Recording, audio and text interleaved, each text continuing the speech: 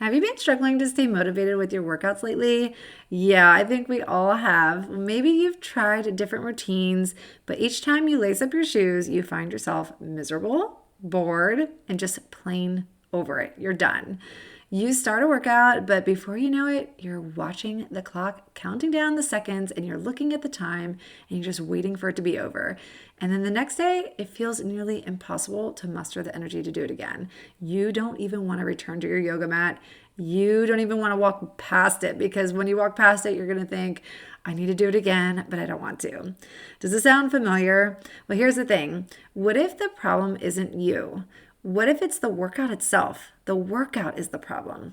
You might be doing the wrong type of workout for your body and personality, and that's why it feels like such a grind because it's not the right workout for you.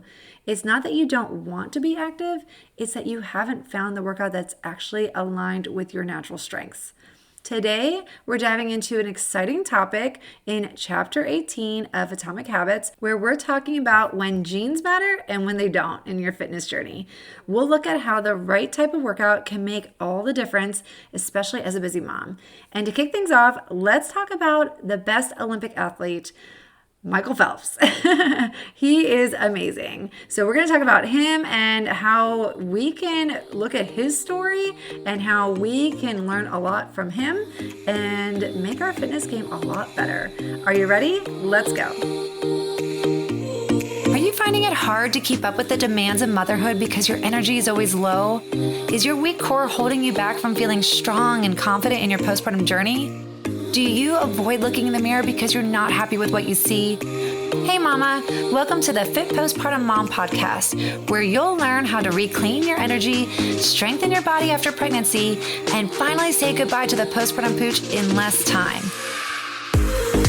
Hi, I'm Dr. Jena, but you can call me Jena, and I'm a physical therapist, wife, and mom of 4 girls who has cracked the code on how to strengthen your core postpartum in the easiest and safest way possible.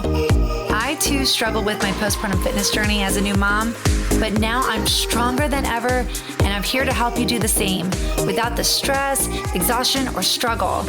If you're ready to fit fitness into your busy schedule while you navigate your postpartum journey and stay motivated along the way, then you're in the right place. It's all about progress, not perfection, and I'm here to help walk you through that journey to feeling strong, confident, and energized. That energy comes from within, not your coffee. Let's roll out that yoga mat, girl. It's time to do this.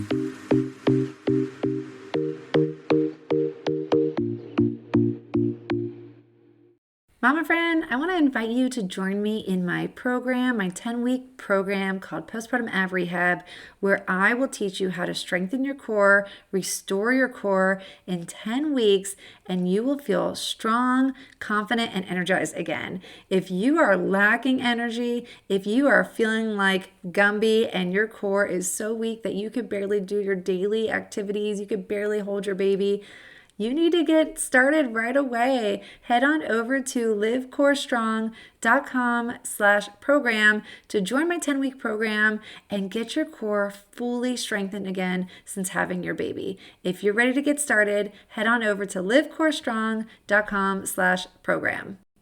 All right, I told you we would be talking about Michael Phelps, and we are also talking about Chapter 18 of the book Atomic Habits. If you have not listened to our previous episodes, go all the way back to episode 61, where we started this whole journey of going chapter by chapter through the book Atomic Habits. Go to episode 61 and go to all the odd episodes, and you will see all the previous chapters reviewed by me and how the book can relate to you as a postpartum fit mom. All right, so Michael Phelps, his body was practically designed for swimming, right? Long torso, short legs, big hands, and feet that act like natural flippers. Well, his success wasn't just about the hard work, it was about choosing a sport that worked for him. But guess what? You don't have to be Michael Phelps to make fitness feel fun and sustainable. When you figure out what type of movement fits your body, you're more likely to stick with it, okay? That's the whole concept of this episode today. As a mom, consistency is what we need the most. And in order to stay consistent, we need to find a workout that we love to do. So in today's episode, we're talking about how your body type, your personality type, and even your genes can influence what kind of workouts feel good for you. And we'll dive into chapter 18 a little bit heavier, and we're going to explore how creating habits that fit your natural abilities can help you actually enjoy exercise. And I know exercise is not super fun right now as a new mom. You are so focused on learning how to breastfeed. You're so focused on learning how to sleep train your baby because you are so desperate for sleep, but you also love fitness, or at least you used to, and you want to have that love again for fitness. And you're just having a hard time figuring this all out as a new mom. So let's find the love and the passion for fitness again, and let's figure this out along with our genes and how our genes play a role in the workout that we should be choosing as a postpartum mom. James Clear says, the secret to maximizing your odds for success is by choosing the right field for competition. Now, when he said that, I instantly thought, I want to succeed in my fitness journey as a mom, and I need to make sure that I'm picking the right field, meaning I'm picking the right workout. We can't just pick any workout because it's popular, it's trendy, because your best friend's doing it. We need to pick the right workout that's designed perfectly for your body type or for your personality type. If you want to work out consistently, you need to pick a workout that suits your body type. And I love looking at body types and what sports people choose and what, when they were young, they said, oh, I was a football player. Well, yeah, of course you're a football player because you're 6'5" and you have these huge muscles and your body was just built to play football. And I can see a lot of similarities when looking at Olympians, because you can see all the swimmers have the same body build. They have really big lats and really long wingspans. And then you can see runners are really lean and tall and they have longer legs. So you can see that our genetic makeup helps us to gravitate towards things that we're really good at and sports that were sort of ideal sports for our body type. So speaking of sports, what sport did you like in high school and college? Well, you probably gravitated towards a sport that you were really good at, right? Or maybe you gravitated towards a sport because your parents played that sport and they encouraged you to do the same. They loved baseball so much, so they got you into softball because they could not get enough of it. And they're just I want all my kids to play baseball and softball no matter what. Well, I'm curious to see if you thought that softball was really the best sport for you, or did you do it because your parents encouraged you? Or were you the kid that really found a love for a specific sport? You started accelerating in it. You started, scoring a lot of goals maybe, or baskets, and you just did so well in that sport that you just kept going with it because you kept accelerating in it. Well, that's probably because your body type was designed to play that sport really well. Maybe you were really tall in your class and you just got all the baskets on your basketball team because you were so much taller than everybody else. Of course, I'm going to have you play basketball instead of doing soccer, where running was a really big struggle to do, especially the long distance running in soccer. So did you choose the sport because you kept excelling in it and the sport found you? Or did you find a sport because your parents found it for you and you just went with it because they were so excited to see you play that sport? Well, whichever it was, make sure you decide what your passion is when it comes to athleticism. Do you like to run or do you like to weightlift?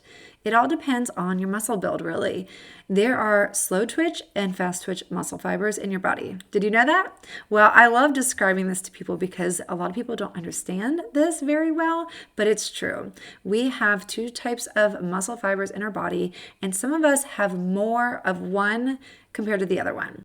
I'm a fast twitch muscle fiber girl, if you want to say that. And I struggle with endurance exercise. I like to do more powerlifting kinds of moves. I like just lifting weights more than doing the long distance runs. My husband, however, is the opposite. He has more slow twitch muscle fibers in his body and he loves running. And so does his brother. They can run and run and run and not be fazed by long distance running. My oldest daughter, she's more of a slow twitch muscle fiber kind of girl too. She can run a 5K race and beat out her entire class. And she's the shortest in our class. So her body makeup is so unique because she can run without the struggle, but she's shorter and she wins practically every time. So I'm encouraging her to stick with endurance kinds of sports such as soccer and cross country because that's the way her body was built. Her body was built for endurance and she's accelerating in those kinds of activities. So let's find your body build and let's design your workouts around what your body likes. When your body likes it, it will come back again and again for more workouts because you're having fun. If you're enjoying it, you're accelerating through the workout, you are feeling awesome in that workout, you're gonna wanna come back again and again. But if you're struggling in a workout, like let's say that you don't enjoy running, but you just feel like everybody's been running in your circle of friends, and you're like, oh, I should probably be running too. And you try and you are just struggling so much and you are miserable during your training, don't do that. That's not what your body was made to do. And at this stage of motherhood, that's what we want most. We want consistency and we don't want to be struggling. Okay. So we don't want those big bulky biceps right now. We're not trying to be doing like heavy weight training right now. We're not trying to run these 10K races. We just want consistency with our workouts and we want to have fun and be happy as we are working out as a postpartum mom. And we want to sustain these healthy habits. And that's why I want you to really hone in on what is the perfect workout for you. All right, so James Clear says, habits are easier to perform and more satisfying to stick with when they align with your natural inclinations and abilities. Soak that in. That is so true. And that's what this whole podcast episode is about, okay? Habits are easier to perform and more satisfying to stick with when they align with your natural inclinations and abilities.